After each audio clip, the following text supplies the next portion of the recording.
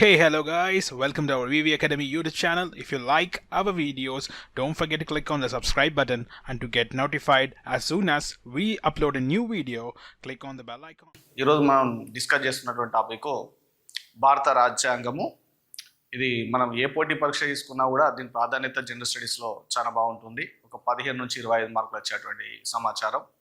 ఒకసారి మనం చూసినట్టయితే భారత రాజ్యాంగం తీసుకుంటే ఫస్ట్ మనం సిలబస్ చూద్దాం.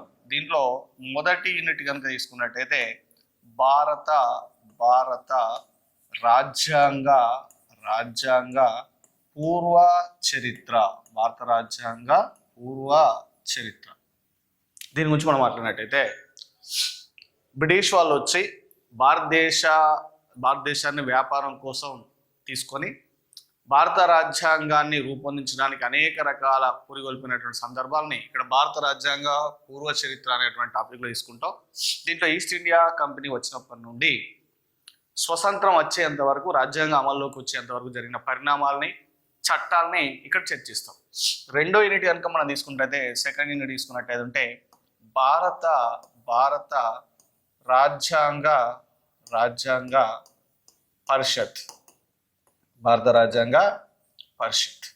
ఈ భారత రాజ్యాంగ పరిషత్ కనుక మనం తీసుకుంటే రాజ్యాంగాన్ని ప్రత్యక్షంగా రచించడానికి, రాజ్యాంగాన్ని రచించడానికి పట్టిన కాలాన్ని, రాజ్యాంగాన్ని రచించడానికి జరిగినటువంటి సందర్భాన్ని ఈ సెకండ్ యూనిట్లో మనం డిస్కస్ చేయడానికి అవకాశం ఉంటుంది.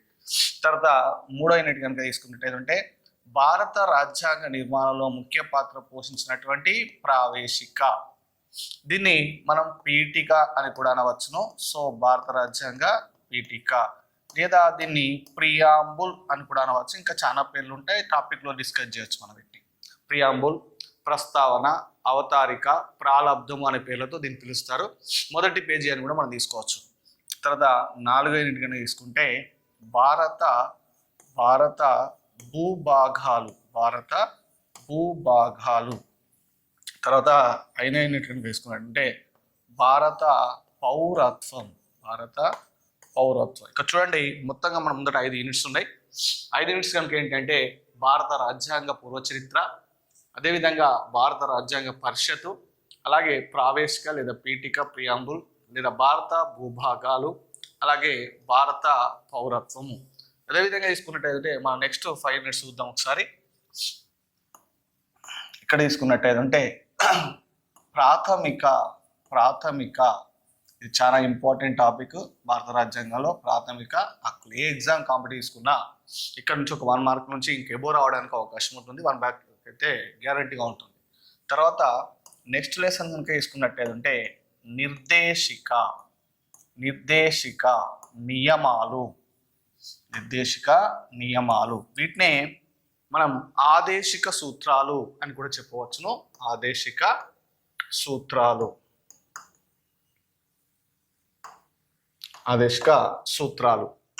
అదేవిధంగా 8వ టాపిక్ ప్రాథమిక విధులు. ఇది మనం రష్యా నుండి గ్రహించాం, ప్రాథమిక విధులు. అదేవిధంగా 9వ టాపిక్ కనుక తీసుకున్నట్టయితే కేంద్ర ప్రభుత్వము. దీన్నే మనం ఇంకో రకంగా తీసుకోవచ్చు. దీన్ని ఏమని తీసుకోవచ్చు అంటే పార్లమెంటు అని కూడా తీసుకోవచ్చు. దీన్నే ఇంక్లూడింగ్ సుప్రీంకోర్టు ఇక్కడే మనం డిస్కస్ చేయడానికి అవకాశం ఉంటుంది. 79వ ఆర్టికల్ ప్రకారం లోక్సభ, రాజ్యసభ ప్లస్ సుప్రీంకోర్టుతో కలుపుకొని పార్లమెంట్ అని నిర్వచించవచ్చు. అదేవిధంగా మనకు 10వ యూనిట్ కనుక తీసుకున్నట్టయితే రాష్ట్ర ప్రభుత్వము. ఇక్కడ మనం అసెంబ్లీ తీసుకోవచ్చు, అసెంబ్లీ పని విధానాన్ని తీసుకోవచ్చు. దీంతో పాటుగా ఇక్కడ మన హైకోర్టు కూడా తీసుకోవచ్చు. అదేవిధంగా 11వ యూనిట్ ఇప్పుడు చాలా ఇంపార్టెంట్. ఈ సీజన్లో అయితే ఇక్కడ స్థానిక సంస్థలు ఎన్నికలు ఉన్నాయి. స్థానిక సంస్థలు ఇక్కడ 2 టైప్స్ ఉంటాయి. ఒకటి 73 అమెండ్మెంట్, తర్వాత 74 అమెండ్మెంట్. దీంట్లో తీసుకుంటే ఇది స్థానిక సంస్థలు, ఇది పట్టణ పాలక సంస్థలు. సో ఈ రెండు ఇక్కడ మనం తీసుకోవచ్చు.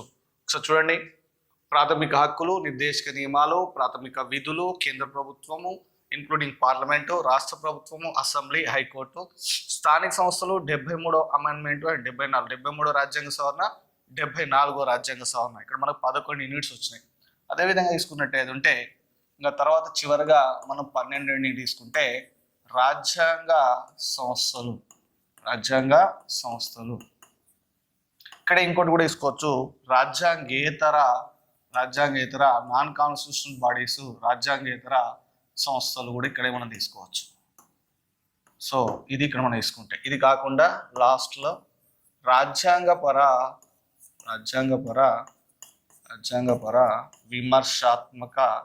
విమర్శాత్మక వివరణ.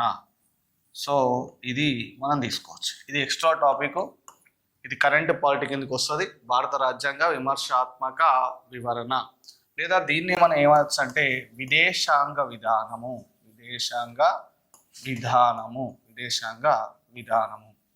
అని కూడా మనం చెప్పుకోవచ్చు. దీన్నే మనం కరెంట్ పాలిటీ అని కూడా చెప్పుకోవచ్చు. కరెంట్ పాలిటీ ఒకసారి మనం ప్రీవియస్గా చూద్దాం. ఒకసారి చూసినట్టయితే సిలబస్ ఇక్కడ మనకు కనబడుతుంది. మనం ఇక్కడ తీసుకుంటే భారత రాజ్యాంగము, దీన్ని భారత రాజ్యాంగ పూర్వ చరిత్ర, భారత రాజ్యాంగ పరిషత్తు, ప్రావేశిక, భారత భూభాగాలు, అలాగే భారత పౌరత్వంలో ఉన్నటువంటి జీవభాగం అని చెప్పుకుంటాం. అదేవిధంగా తీసుకుంటే ప్రాథమిక హక్కులు, నిర్దేశక నియమాలు, ఆదేశక సూత్రాలు, ప్రాథమిక విధులు, కేంద్ర ప్రభుత్వము, పార్లమెంటు, రాష్ట్ర ప్రభుత్వము, అసెంబ్లీ, స్థానిక సంస్థలు, దీంట్లో స్థానిక సంస్థలు, పట్టణపాలక సంస్థలు.